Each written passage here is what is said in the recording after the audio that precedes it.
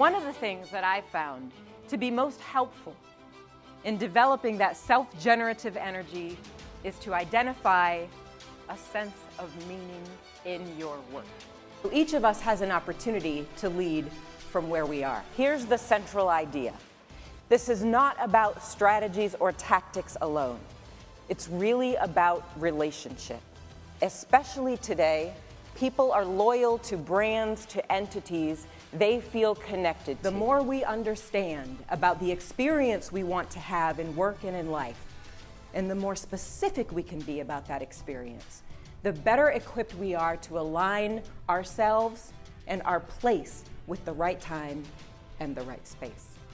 My name is Jaye Frank, and I am the CEO of TJF Career Modeling, LLC.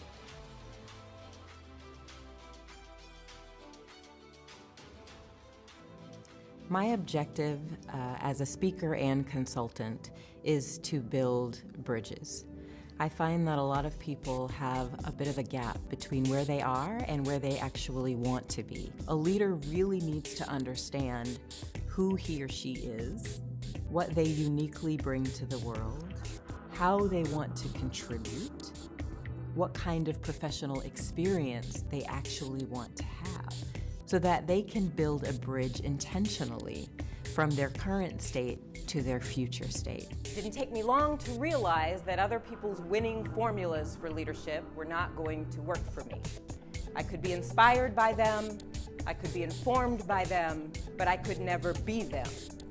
The good news is I also realized that they could never be me. The reason I consult is because I believe focusing on leaders and developing leaders is only half the story. You can have a healthy vine, but if the vineyard itself is unhealthy, that vine will not thrive. I always say when it comes to diversity and inclusion, your good intentions are not enough.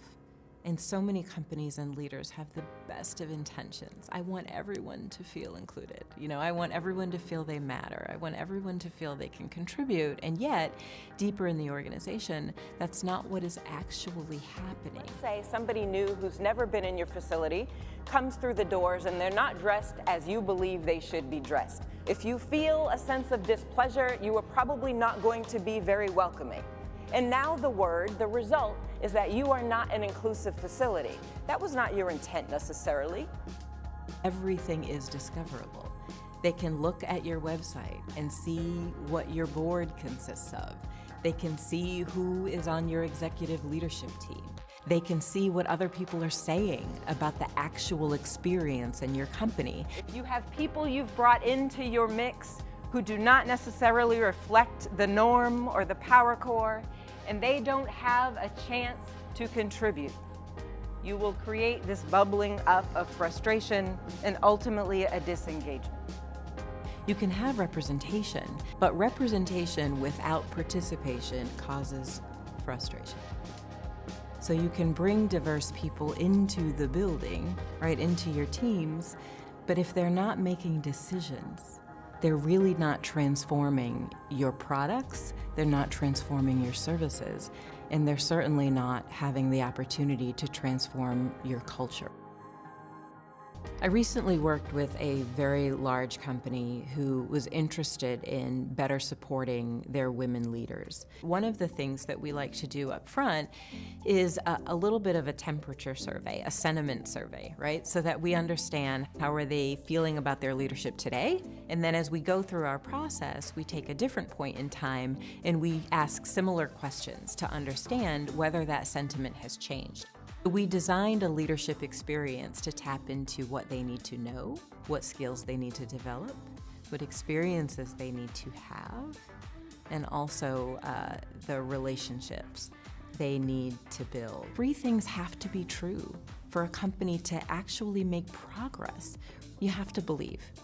You have to believe that the more diverse and inclusive future is better than what you're currently experiencing.